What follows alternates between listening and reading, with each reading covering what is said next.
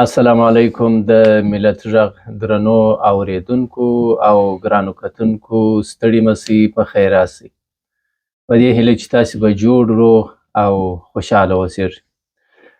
قدرمنو لیدونکو او ګرانو اوریدونکو، نن د یوه جید عالم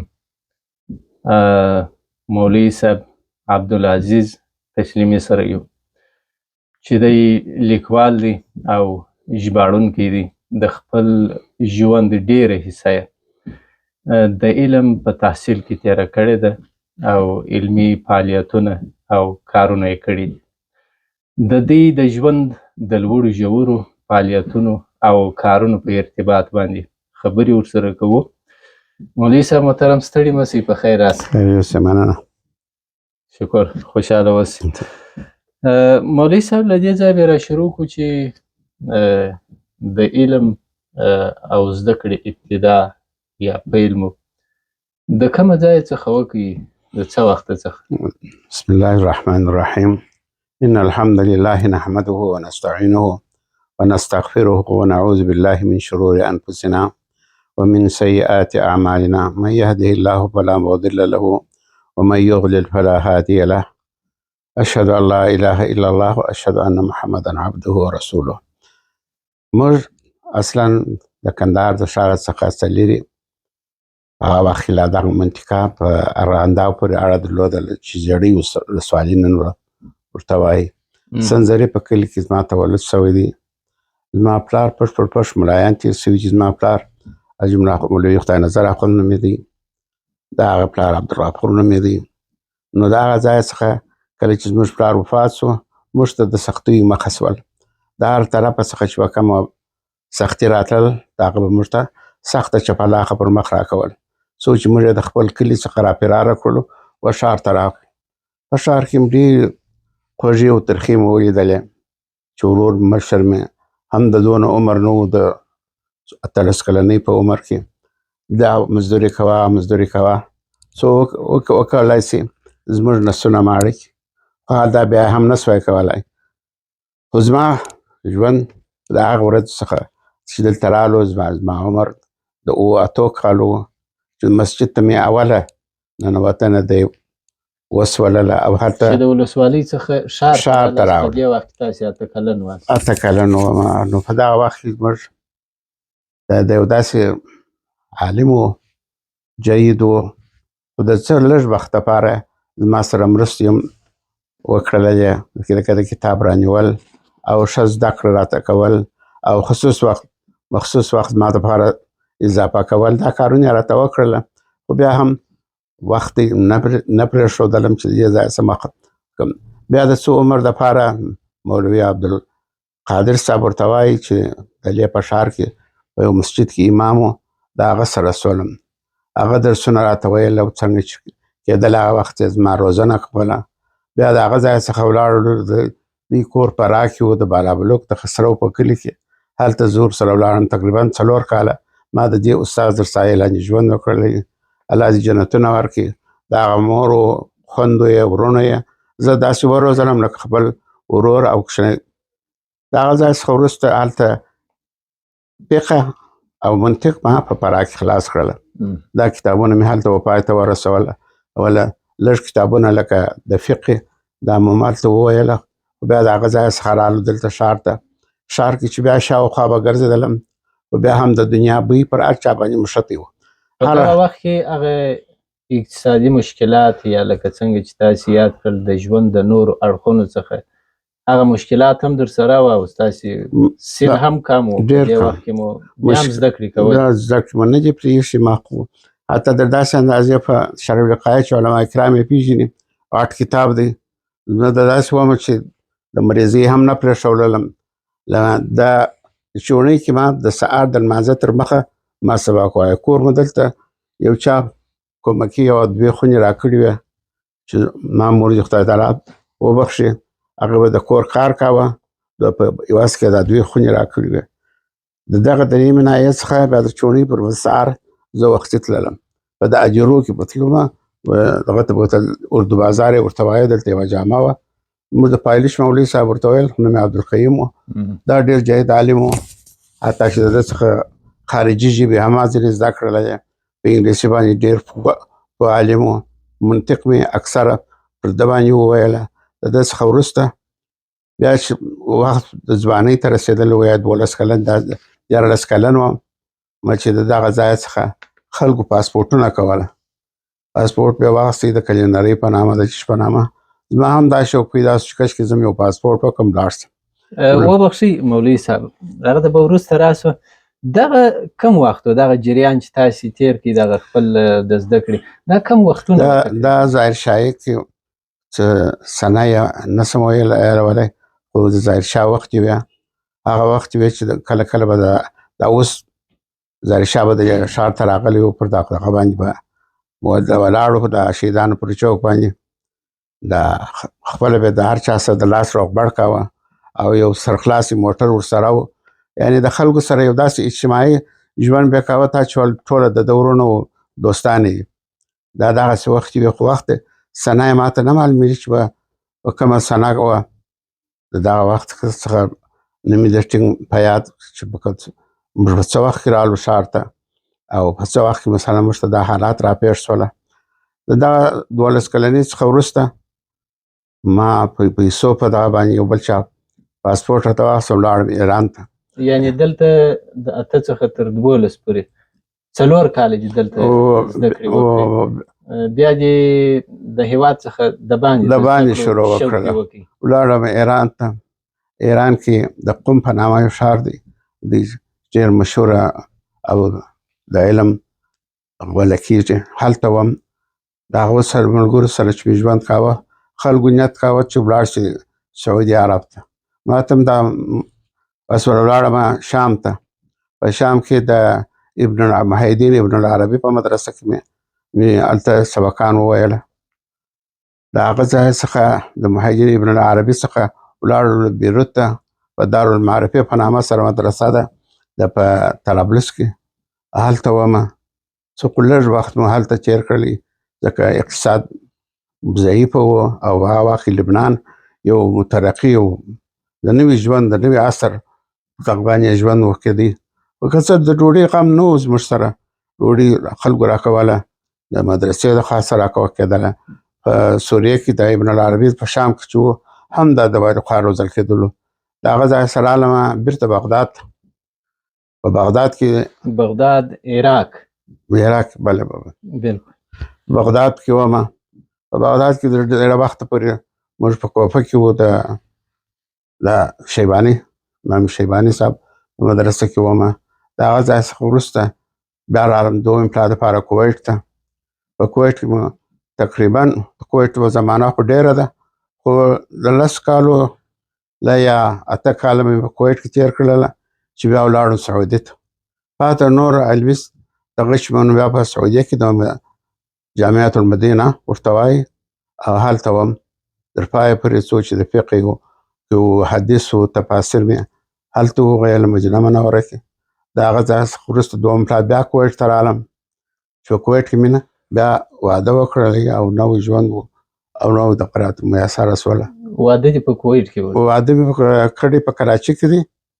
کراچي څخه د کویټ سره رالم. زه بیا د دې سره په 2-3 شپه د واده مو چې کویټ ته ورسېدلم. بیا نور ژوند مې در پایه پورې هلته په کویټ کې کړی. نور ژوند سم سو خوشحاله سو د پیسو د خاص او وسوله دا د علم برکت و او که د دین برکت یې بولې دا اوس خلک وایي دا د دین برکت دی. خو هر شی چې په لاس ته راوړې هغه ډېره خواري غواړي ډېر تکلیفونه غواړي. حتی د فراق چې زما ژوند کاوه د سینم کم و دا د خاص خواري خو دا دغه وه یو د خندا خبره ده. هر طالب بتلي ماښام د شپې به ډوډۍ ټولوله فقر به یې کاوه. نو دا به یوه ډله جوړه سوله موږ 15 نفره وو دې مدرسه کې. یوه ورځ زه ورسره ولاړم چې د عیدوي د مردار روسپیانو به حملې پر کولې لویې لکڼې به ورڅخه وې دا به یې ټکولې دلته. مولوي صاحب ما ته وویل چې ته به دوباره نه ځې. د دې ځای چې رالم هغه زما د بیرې حالات دا نور ملګرو ته ویلي وه چې دی داسې وبېرېد یا داسې شو. بیا یې بوتلم کور ته. نور ژوند مې د دوی سره په کور کې وکړي. مور یې داسې وویل لکه زما خپله مور تر پایه پورې خدمتونه یې راته کوله کالي یې راپرېوړله پاکوله او ډېر په سختي ژوند مو تېر کړي. حتی ډوډۍ داسې وخت بله راغله چې پیدا کېدو ته د شوروا ضرورت نه و، که به یوه ورځ شوروا پیدا شوې وه. لوږې، تندې، دا هر یو خاص تکلیفونه په مدرسه کې وه. نه وایم چې نه، لکه نن سبا دلته د کوچنیان ویغه په دغه کې ګرځي، نانوایانو کې د څلورمه حصه د ډوډۍ پرې کې ورې کې. نو خپل حالات مې را په یادېږي چې ورځ مې یو هلک ته وویل، ما دا ژوند موږ هم تېر کړی دی. ویل ما پلار خان دی.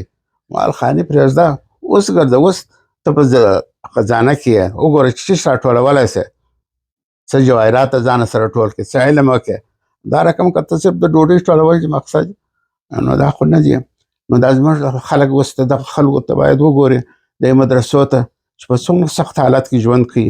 کوچنی هلک د 6 کالو د 7 کالو بس دغه ډوډۍ په شات ګرځي، دکان په دکان. ځوانان هم شته، ښه د ښه ځوانان تکړه تکړه ګرځي، د نانوایانو سره ډوډۍ ټولوي، د کورو سره ډوډۍ ټولوي. دا به در کموي. الحمدلله اوس موږ ای برحاله هم یو. مثلا هغه پخواني تکلیفونه مو حل دي تر یو اندازې پورې، حده پورې.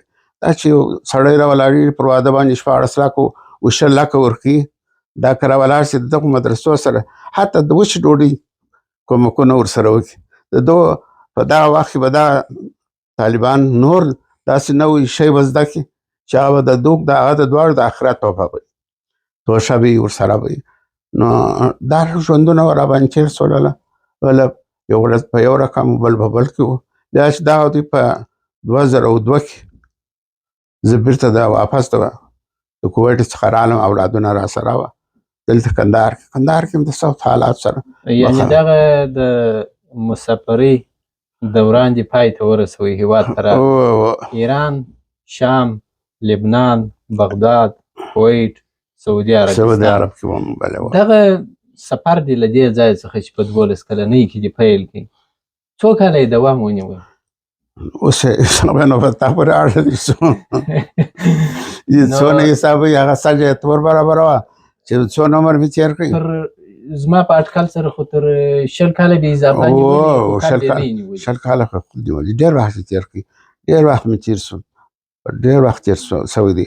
ولې زه چې دلته کویټ ته رالم، نو خیر داسې حالت کې وم چې د کویټ څخه څه بیرته موږ راوتلو، په هغه جنګ شو د کویټ د عراق، لا موږ حالت ته ویې پلار راووتلم، اولادونه مې دلته راوستله، په موټر کې په پیاده رالم. بیا زه یوازې ولاړم کویټ ته. بیا مې وروسته د دوی دپاره ویزې راکړله چې رسمي مې بیا خپل اولادونه ټول راوغوښتله. بیا د 2002 پورې ورې وم چې په 2002 کې دلته زما حالات اقتصاد لږ پر دغه شو. زه هم خپله سپین ږیری ومه، کار و ژوند مې په هغه رقم نه سوای کولی لکه څنګه چې مخکې وو، نو مصارف مو نه سوای پوره کولی. سو هغه و چې بیرته رالو کندهار ته. دا یې تر اوسه پورې په کندهار کې یم، نه مې چا د حال پوښتنه کړې ده، غیر له تا غوندې دوستان چې راځي، نه یو داسې شی راته پېښ شوی دی چې دلته ولاړم. یو څو عمره په یو اردني فوج راغلی و دلته، د هغه سره بوتلم دغه ته د ترجمان په حیث تیري کوټ کې ورسره وم. بیا د هغه ځای څخه رالم دلته د کندهار کې د 1.5 دوستانو په دغه سره دلته د پلانځای ځای کار دی، د علماء شورا ریاست کې د ترجمان په حیث مقرره شولم. عربي ترجمان وم. نو قارې مو ډېرې ولیدلې. بیا الحمدلله هلکان کرار کرار اوسېدل. هغه اوس هر یو خپل دغه ته ورسېدی، حتی ډېر ښه شکر دی الحمدلله، ډېر خوشحاله ژوند مې دی. نو د چا کومک اوسې ته اړ نه یم، الحمدلله هر څه په ښه طریقه سره را رسېږي، بېکاره ناست یم. بلکل. درنو او قدرمنو لیدونکو او د ملت غږ اورېدونکو، لکه څنګه چې په خپلو خبرو کې جناب مولوي صاحب محترم یاده کړله، مولوي صاحب اوس د هرې نګاه څخه د علمیت، شخصیت او اقتصاد د لحاظه څخه الحمدلله هر څه لري. خو د دوی پر ځای زموږ ګیله دا ده چې لکه څنګه چې په تیرو وختو کې زموږ علما، شخصیتونه، قدرمن او ارزښتمن خلک بې نومه او نښانه پاتې شوي. مولوي صاحب تالیفات لري، ژباړې لري، په مختلفو ژبو کې د لیکلو او لوستلو مهارتونه لري. د دوی په ژوند کې ډېرې خبرې سته، ډېرې لوړې ژورې سته. هغه حالات چې دوی په لنډو ټکو کې یاد کړل، له کندهار څخه، له افغانستان څخه او بیا د نړۍ تر ډېرو ممالکو پورې کم سفرونه چې دوی کړي دي او د علم د لاسته راوړلو دپاره یې کم زیار ګاللی دی، دا د دې ولس دپاره او د دوی تالیفات، لیکنې او علمي اثار به په میراث باندې و دغې ټولنې ته پاتې. خو الحمدلله تر ننه پورې موږ دا دی د مولوي صاحب د دوی د شخصیت له شتون څخه، د دوی د علمیت له شتون څخه برخمن یو او دی راغلي یو نن له نږدې څخه مجلس او بانډار ورسره کوو. د دوی ژوند، د دوی اثار په دې ارزي چې پر هغو باندې خبرې وسي، څېړنې وسي او لیکنې ورباندې وسي چې زموږ راتلونکی نسل، زموږ ځوانان، اوسني خلک د دوی له اثارو څخه، د دوی د شخصیت څخه باخبره واوسیږي، د ټولنې په جوړېدو کې او د فکر په جوړېدو کې ګټه ورڅخه واخلي. نو مولوي صاحب دغه سفر دی له افغانستان څخه او بیا دغسې تر نورو هیوادو پورې یوازې تللی وي. دلته به حتما د اقتصادي ستونزو سره مخامخ سوی په پردي هیواد کې به د ژوند د نورو مشکلاتو سره لاس او ګریوان سوی د دې هدف دپاره چې علم حاصل کړي.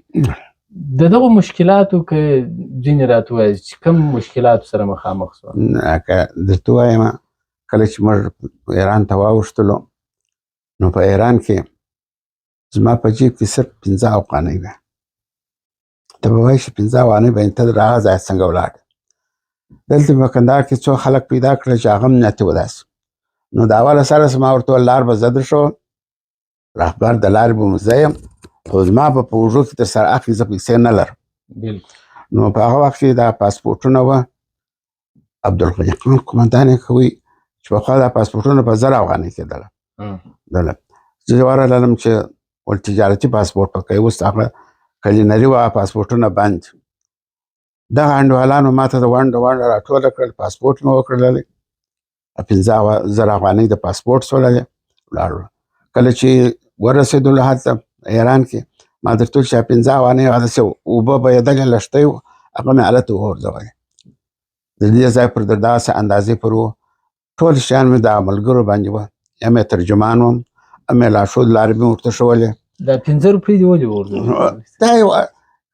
دا یو شی راته پېښ شو چې څه شو، د پیسو ته ضرورت پیدا شو، که څنګه زما په جیب کې دا وې، نو ما د ځانه څخه لرې کړلې چې داسې نه ما د ځانه څخه لرې کړلې. لیکن هغه ځکه په یو خدای چې په ایران کې وم، بل 15 افغانۍ وې، یو رقم پنجان و، د داود خان عکس به وباندې داسې. نو ما د دې ته څه ضرورت لرم چې زه دا درکمه راسره یې. نو دا هغه ژوند د دې ځای څخه چې ولاړلو ایران کې وم، قم په ښار کې ته وګوره چې سني شخصیت د شیعګانو مابین ننوځي، ډېر ژر ځان نه ورېله کوي.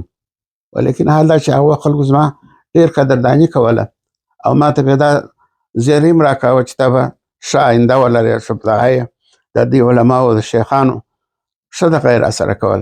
دغه وروسته په خپله دوی راته وویل چې ته ولاړ شه، د دې ځای څخه ولاړ شه، ته سعودي ته ولاړ شه، کویټ ته ولاړ شه، عراق دغو ځایو ته ولاړ شه چې هلته مثلا تاسو ته کولی شئ چې نور هم ژر مخته ولاړ شئ. یعنې دوی ستا استعداد او ستا علاقمندۍ ته په کتلو سره دا مشوره درکړې؟ په قم کې یعنې اوسېدل ډېر ګران کار دی. حتی اکثر وختونه که یو نیم ته ووایه یې درسره ونې چې تا په قم کې نو څه کول، څنګه دې ژوند کوه، څنګه مدرسې ته داخل شوې.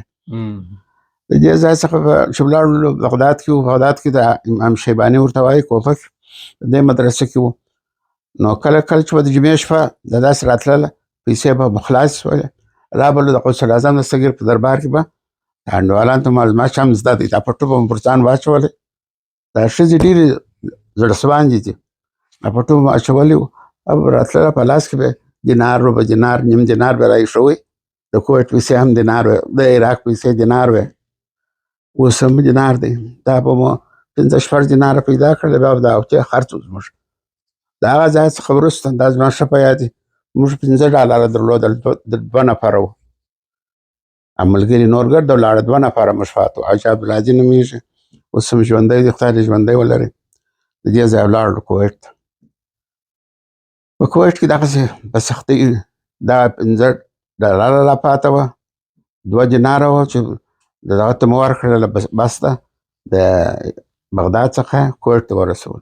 هغه شوري وم، په هغه باندې مو دا ژوند کاوه. کار مې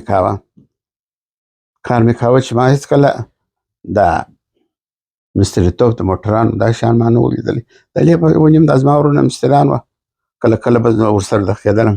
ورځې چې ولاړم په ګراجو کې به ګرځېدم، زه مستري یم. خو په 3 ځای مې کار وکړلی، تر ماښام بیا کار راباندې وکړ، ماښام بیا 1 دینار په لاس کې راکړ.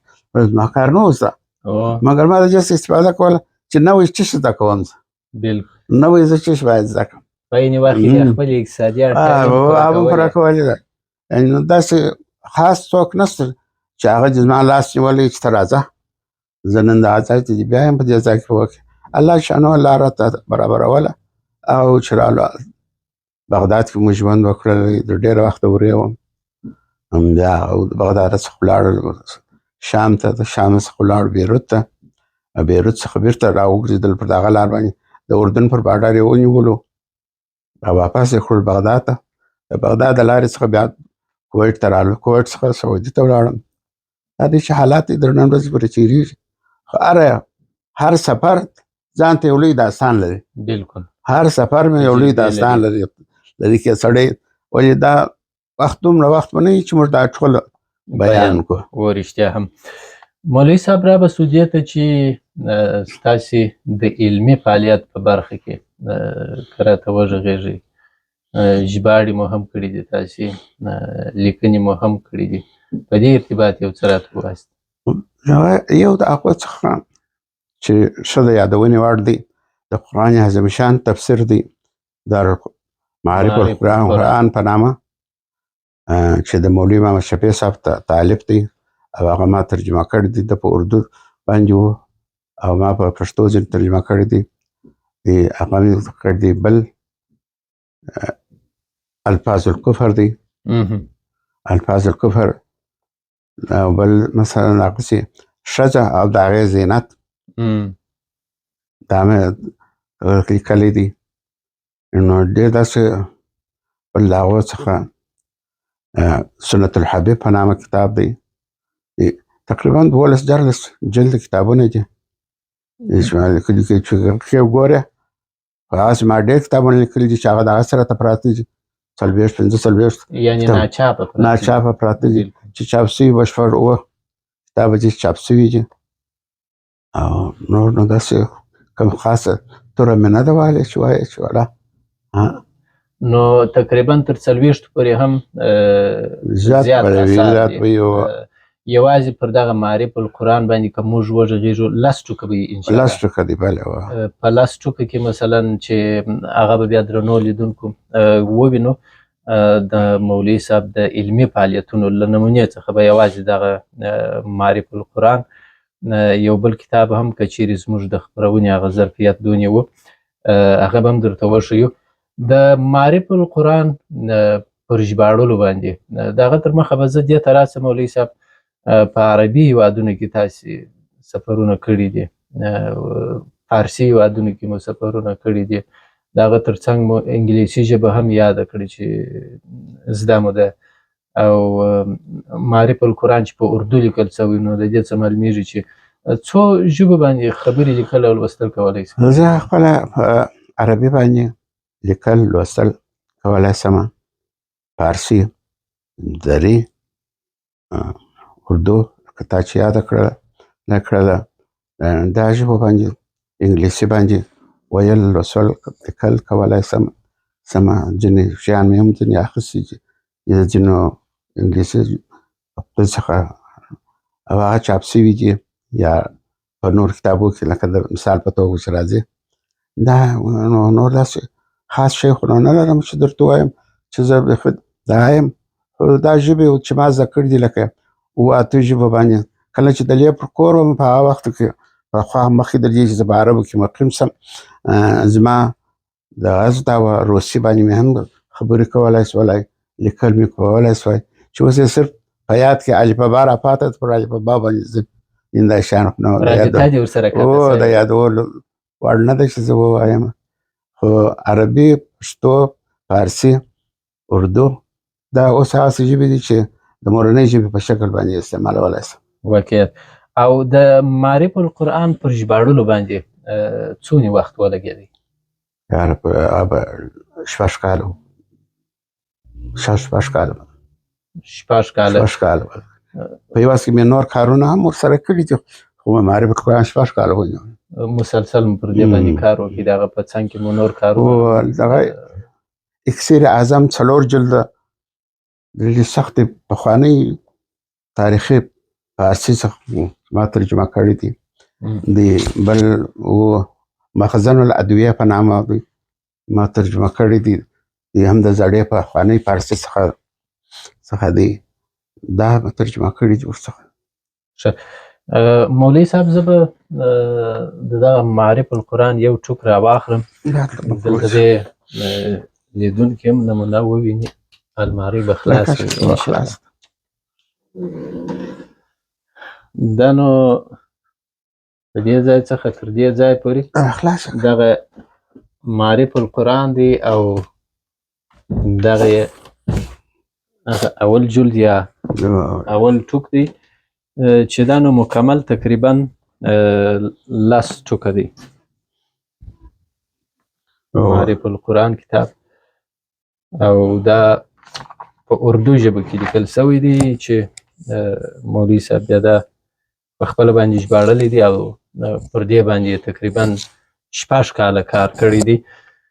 او مولوي صاحب یوه خبره بله سته په دا دنیا کې چې موږ یې اورو یا معلومات لرو، لیکوال ځان ته کار کوي، ایډیټر ځان ته دی، هغه کمپیوټر کار یې ځان ته دی. مثلا دلته نو هغه د لیکوال کار اسانه کېږي او ژر کېږي.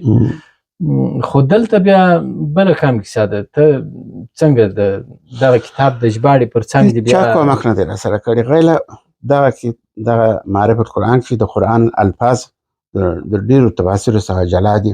تاج کمپنۍ څخه موږ راخیستی دي حرف په حرف. دا زما زوی سعود نومیږي، سعود تسلیمي په نامه ځان نوموي.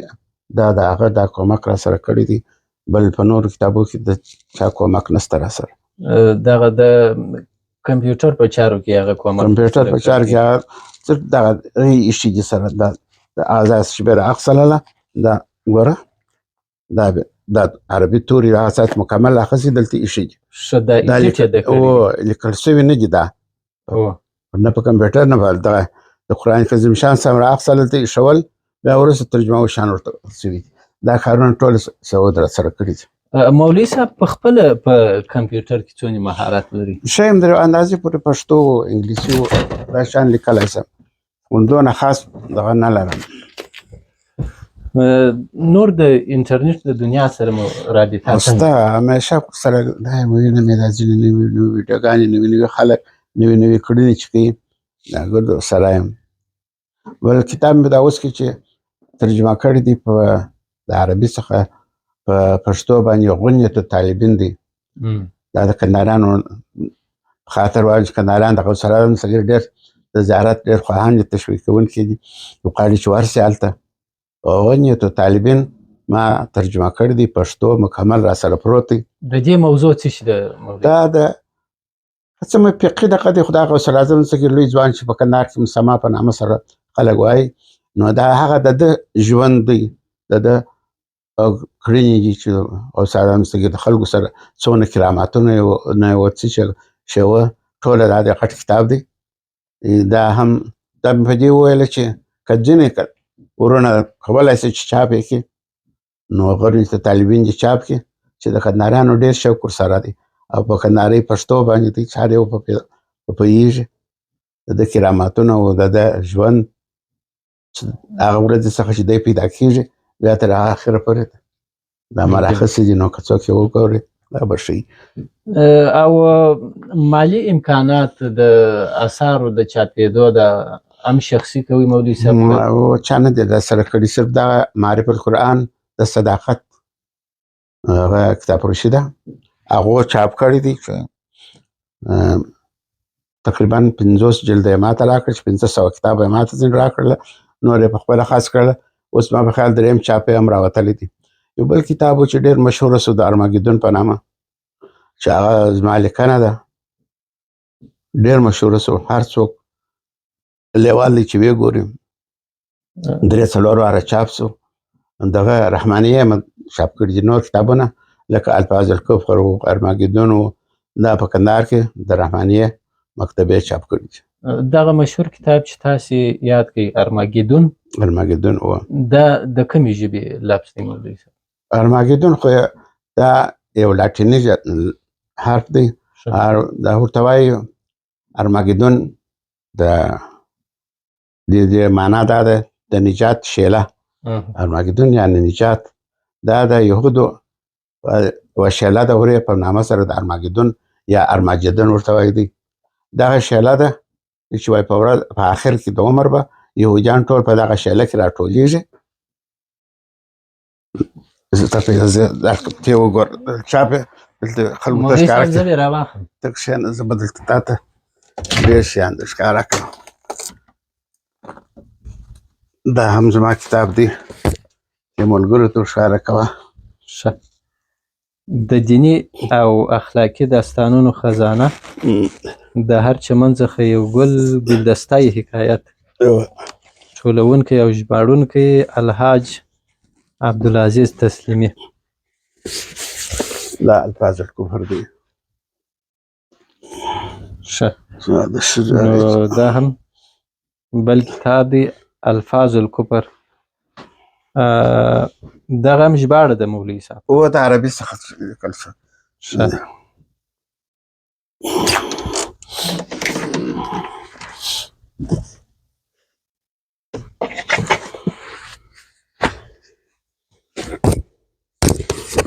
دا کتاب هم دی. دا الفاظ الکفر دی. تجمل النساء.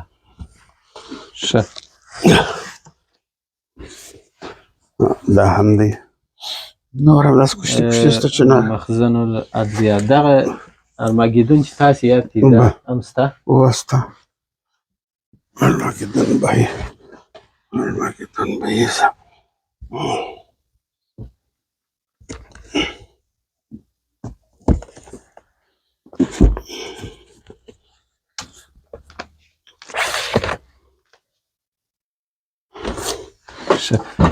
بس چې موږ د هغه خلاصو وخت به هم خلاص وي. ارماګډون دا کتاب دی.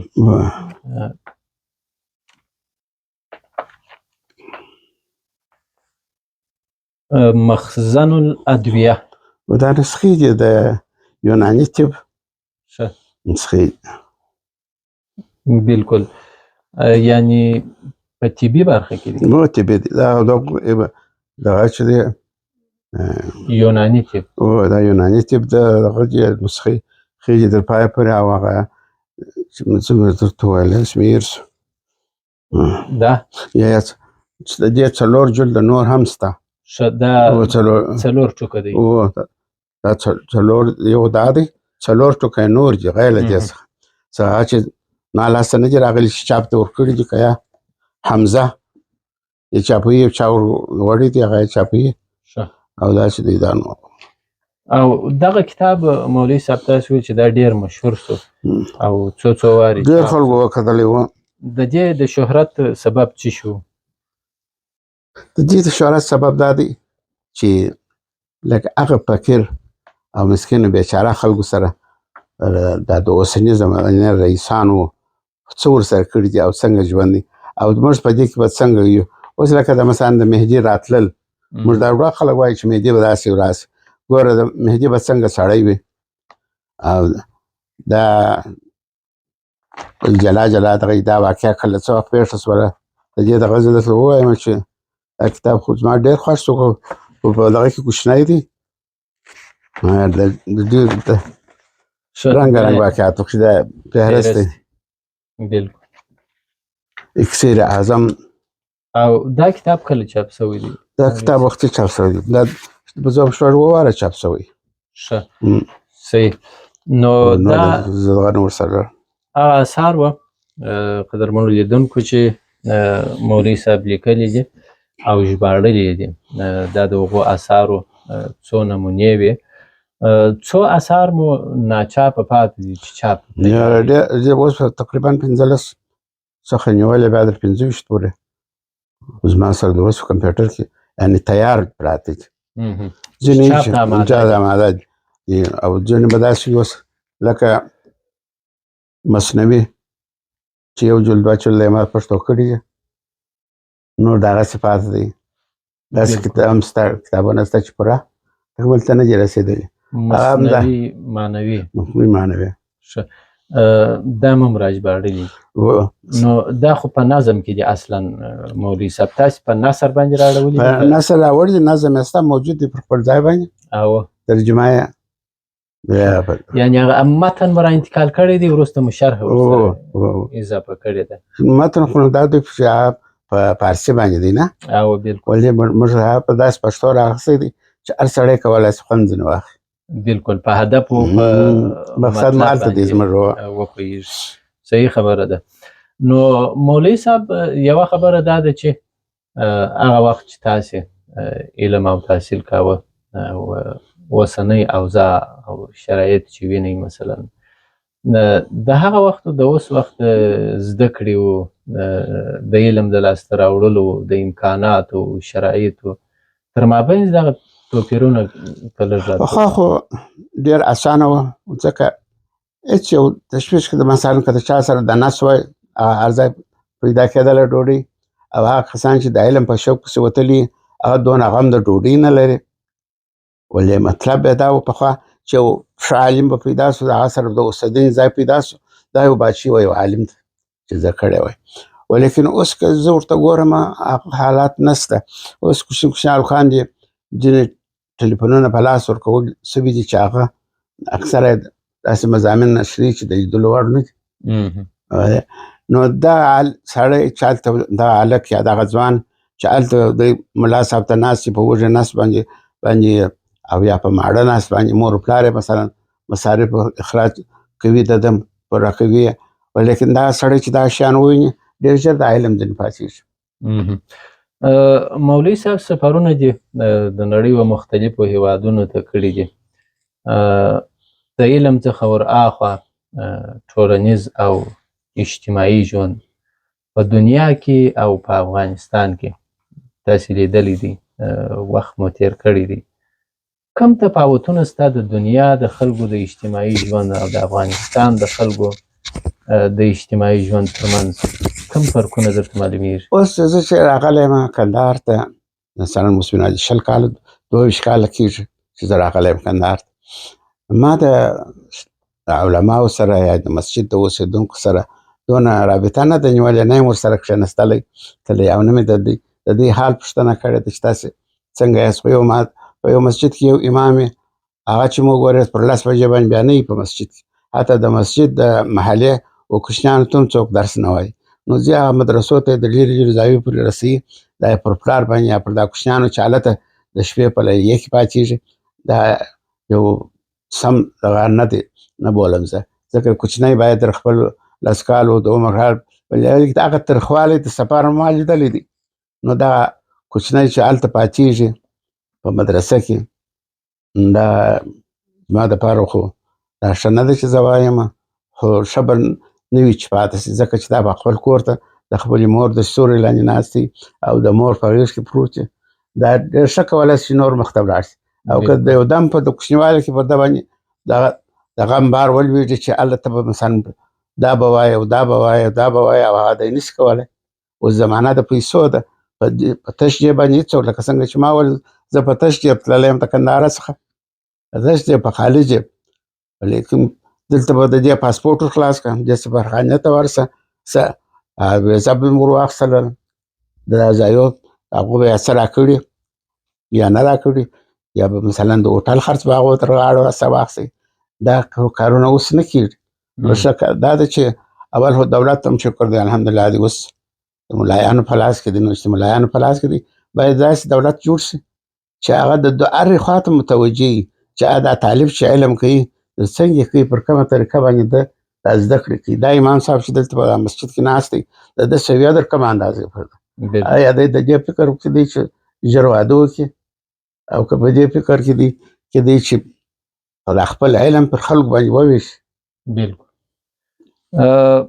مولوي صاحب زیاتره علما د خپل نظر او فکر څخه علم ته یو تعریف لري او هر څوک د خپل نظر او مفکورې سره سم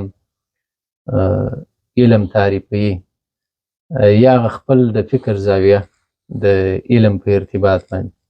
تاسو څه وایئ چې علم څه شی دی مولوي صاحب؟ علم یو روښنایي دی او پوهه ده.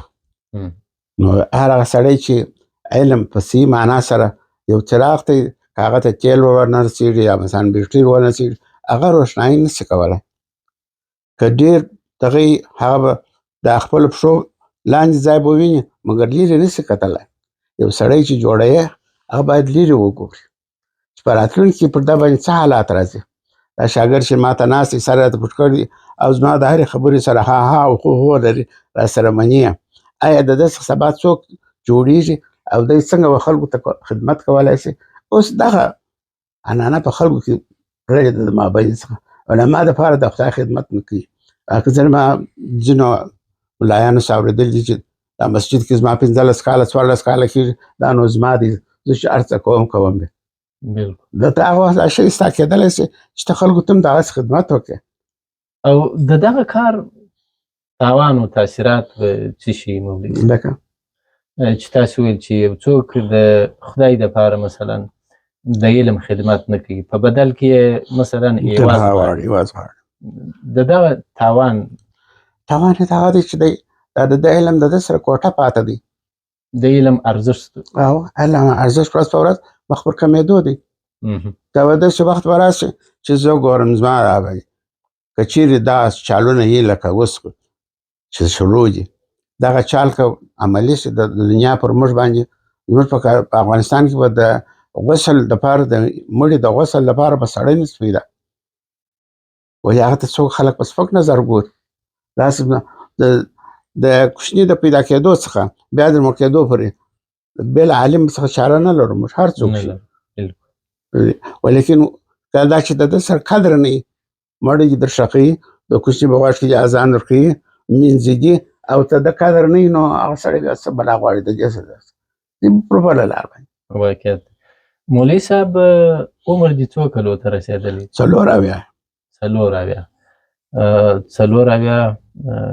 کلونه نسبتا زیات وخت دی او الحمدلله تاسې بیا په جسمي لحاظ باندې تکړه یاست په فکري لحاظ باندې په علمي لحاظ باندې او ستاسې د ژوند جریان موږ د خپلو اورېدونکو او لیدونکو سره دا دی شریک کړي. د ژوند څخه مو کومه تجربه زده کړه؟ ژوند تجربې ډېرې ترخې او خوږې دي. لوړې او ژورې لري. زه په مدینه منوره کې د ډیپلوم دغه دې ورکوله نو ما ته اوس د علمي ورکړله. اول یې د ژبې امتحان اخیستی. کله د ژبې امتحان چې واخیستلی زه بیخي په نمرو کې ډېر لوړ راغلی وم. د ټولو دا خوښه وه چې دی باید دته ځای ورکوه شي. لیکن کله چې راغله چې حسابله شاګردان دا د پاکستان دی دا د هندوستان دی دا د بورما دی دا کوم دغه مسلمانانو په هغه وخت کله چې پر ما باندې راغله چې زه افغانه یم ول افغانانو ته موږ ځای نه ورکړو. داسې زما ګرد خوارۍ مې د شپې و د ورځې کښلي دي و ځان رسول دي او افغانانو ته ځای نه ورکړو. دغه وخت ما ته ژړا راغله او زما سترګې د ژړا ډکې شولې. حتی په اوس وخت کې که ما ته هغه حالات را په یادېږي زما سترګې اوس هم اوښکې کوي او ژړا مې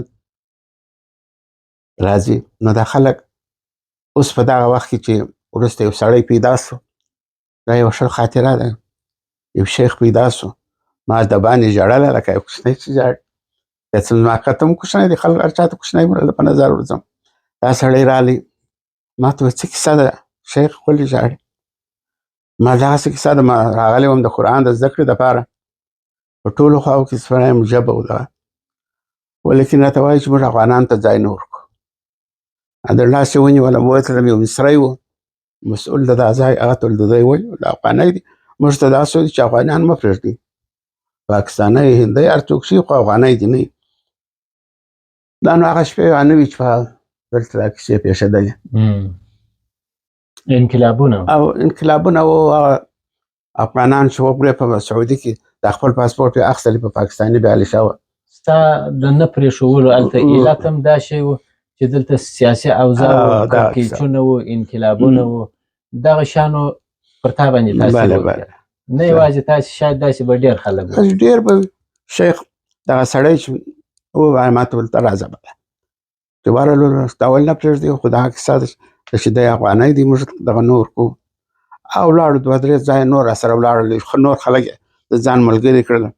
اخر ځوړ ځینې ورکه شول نو موږ ډوډۍ نه ورکوو ډوډۍ و ځای نه ورکوو هغه تر په تا اړه نه لري ته مازدی داخل کړه ما ته وایه شیخ ډوډۍ دغونه ډېره ده چې ګر افغانستان یې خوړای شي او دغونه ډېره ده ډوډۍ ډېره ده په سعودي کې سړی وږی نه پاڅېږي ما زه درموږ په عام کې نه یم زه مزدوري هم کوم د ورځې به مزدوري کوم ماښام به راځم خو یا هغسې نه وسوله دلته داخل کړم 4 کاله مدینه منوره کې ما په دغه مدرسه کې د قرآن کریم زده کړه وکړله. قرآن کریم دا نه دی چې پکې پروت چې راواخله په چکه بلا دې نو زده شو یا قرآن کریم ډېر ژورې لري ځان پوهول غواړي که چیرې زموږ علما دا قرآن کریم راواخلي خلکو ته تشریح کړي بیا هیڅ سړی پر باندې د هر ماشین د جوړېدو دپاره که وګورې یو کوچنی کتابچه ورسره وي چې ویې ګورې په دې کې داسې چالانه کړو داسې وکړه داسې وکړه داسې ونه کړه داسې بس زموږ د ژوند دپاره د اسلام د ژوند دپاره د اسلام د سمون دپاره قرآن کریم دی دا یو اطلاق دی. هر انسان چې ځان مسلمان بولي هغه باید قرآن زده کړي. هر ملا چې په مسجد کې ناست پر هغه باندې لازمه ده چې دا قرآن لکه څنګه چې ښایي هغسې د خلکو تر غوږو پورې ورورسي. هسې نه چې دا زموږ په مسجد کې امام دی ترجمه کوي کله وایي نن به ترجمه رخصت کړو کله وایي دا چې زه وایم نو دا ستاسې وفهم ته نه رسېږي دا ستاسې دا 20 نفره ناست په 20 کې به یو 2 خو به وي چې هغه په دا خبره باندې فهم خلاص شي او هغه مثلا دا شی په صحیح معنا سره وفهموي داسې خو به وي څوک نو دغه په موږ کې که دغه رقم کیسې موږ دین او قرآن په صحیح معنا و خلکو ته نسو ویلی او نه مو رسولی دي داسې چې د قرآن خدمت وکړو ټول باید د قرآن خدمت وکړو په خپلو کورنیو کې هر هغه ښځه ده او ښځې چې قرآن یې نه وي زده ته وګوره د کور تربیه یې بل رقم د ښځې چې یوازې نه یوازې قرآن زده وي دا خپل اولادونه په ښه توګه روزلی شي.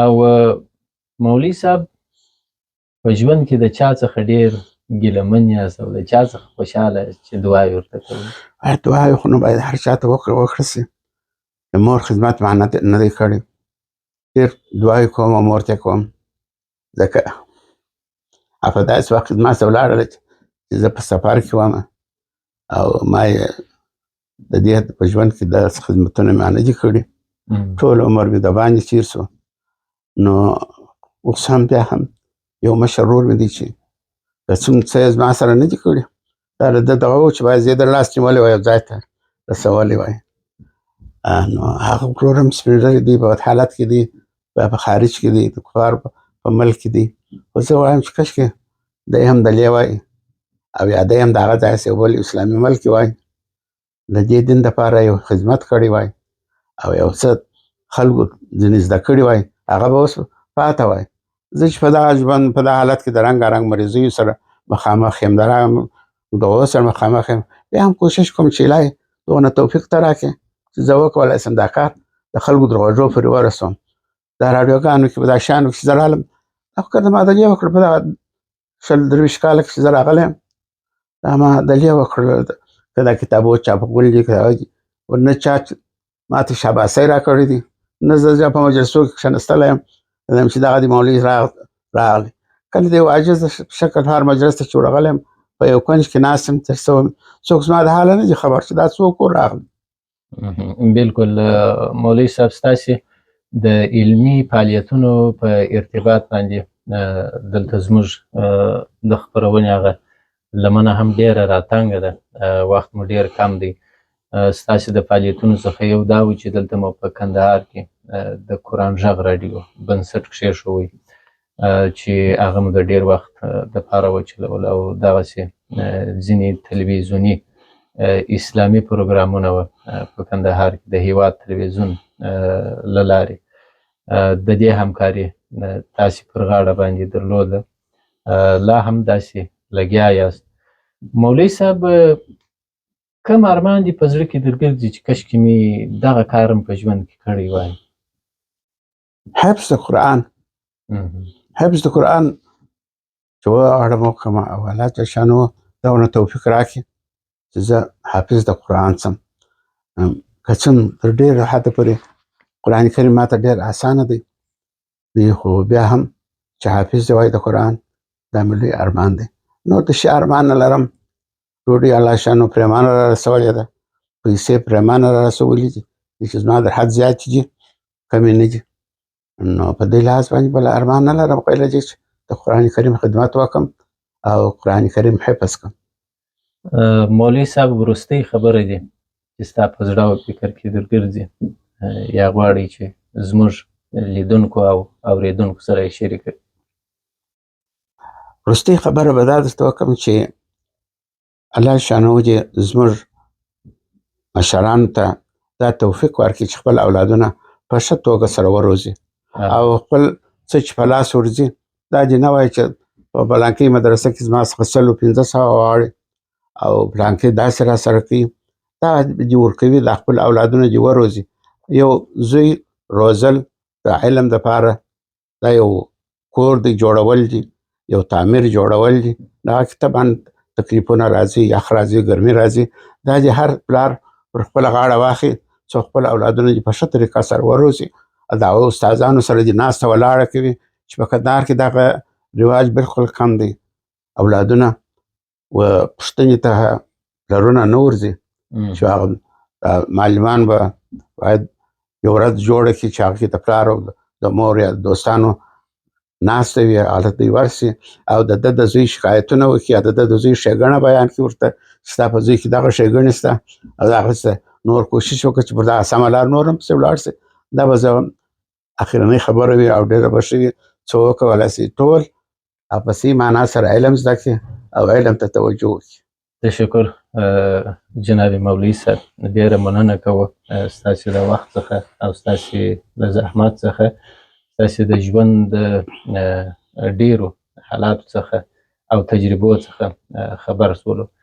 درنو او قدرمنو لیدونکو او ګرانو اورېدونکو، زموږ دا مرکه چې تاسې ولیده او وام اورېده، جید عالم، لیکوال او ژباړونکی مولوي صاحب عبدالعزیز تسلیمي زموږ د دې پروګرام میلمه و. د تاسې هم ډېره مننه کوو. ښې چارې.